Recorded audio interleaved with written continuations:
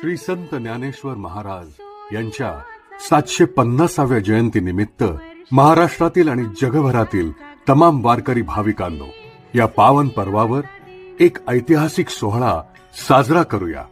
गोकुळाष्टमी दिनांक 15 ऑगस्ट 2025 रोजी ज्ञानदेवांच्या जन्मोत्सवाने अवघे जग भारून टाकूया.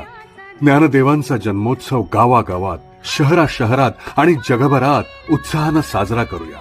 पालखीची मिरवणूक काढूया आणि ज्ञानोबा माऊलींच्या गजरात आसमंत दुमदुमून टाकूया.